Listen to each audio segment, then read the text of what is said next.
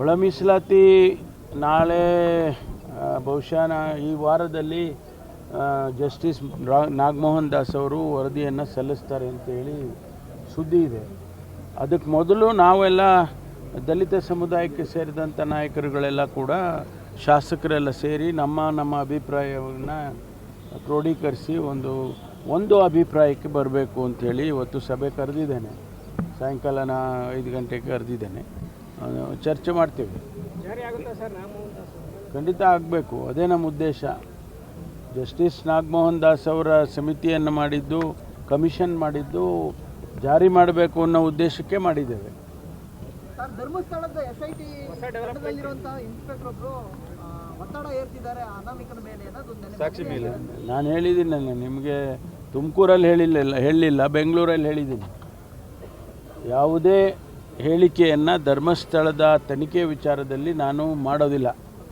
ತನಿಖೆ ವರದಿ ಬರೋವರೆಗೂ ಕೂಡ ನಾನು ಯಾವುದನ್ನು ಹೇಳಿಕೆ ಮಾಡೋದಿಲ್ಲ. ಅದು ಆಗೋದಿಲ್ಲ. ಅದೆಲ್ಲ ಅವರಲ್ಲಿ ಲೋಕಲಾಗಿ ಅವರು SITನವ್ರು ನೋಡ್ಕೊಳ್ತಾರೆ. ನಾನು ಹೇಳೋಕ್ಕಾಗಲ್ವಲ್ಲ. ಒಳ ಮೀಸಲಾತಿ ನಾಳೆ ಬಹುಶಃ ಈ ವಾರದಲ್ಲಿ ಜಸ್ಟಿಸ್ ನಾಗಮೋಹನ್ ದಾಸ್ ಅವರು ವರದಿಯನ್ನು ಸಲ್ಲಿಸ್ತಾರೆ ಅಂತೇಳಿ ಸುದ್ದಿ ಇದೆ.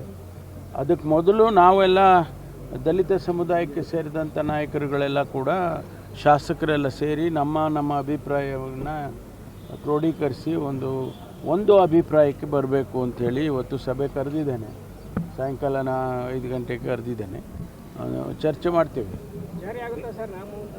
ಖಂಡಿತ ಆಗಬೇಕು, ಅದೇ ನಮ್ಮ ಉದ್ದೇಶ. ಜಸ್ಟಿಸ್ ನಾಗಮೋಹನ್ ದಾಸ್ ಅವರ ಸಮಿತಿಯನ್ನು ಮಾಡಿದ್ದು, ಕಮಿಷನ್ ಮಾಡಿದ್ದು ಜಾರಿ ಮಾಡಬೇಕು ಅನ್ನೋ ಉದ್ದೇಶಕ್ಕೆ ಮಾಡಿದ್ದೇವೆ. ಧರ್ಮಸ್ಥಳದ SIT ಇನ್ಸ್ಪೆಕ್ಟರ್ ಒತ್ತಡ ಏರ್ತಿದ್ದಾರೆ ಅನಾಮಿಕನ ಮೇಲೆ. ನಾನು ಹೇಳಿದ್ದೀನಿ ನಿಮಗೆ, ತುಮಕೂರಲ್ಲಿ ಹೇಳಿಲ್ಲ, ಬೆಂಗಳೂರಲ್ಲಿ ಹೇಳಿದ್ದೀನಿ. ಯಾವುದೇ ಹೇಳಿಕೆಯನ್ನು ಧರ್ಮಸ್ಥಳದ ತನಿಖೆ ವಿಚಾರದಲ್ಲಿ ನಾನು ಮಾಡೋದಿಲ್ಲ. ತನಿಖೆ ವರದಿ ಬರೋವರೆಗೂ ಕೂಡ ನಾನು ಯಾವುದನ್ನು ಹೇಳಿಕೆ ಮಾಡೋದಿಲ್ಲ.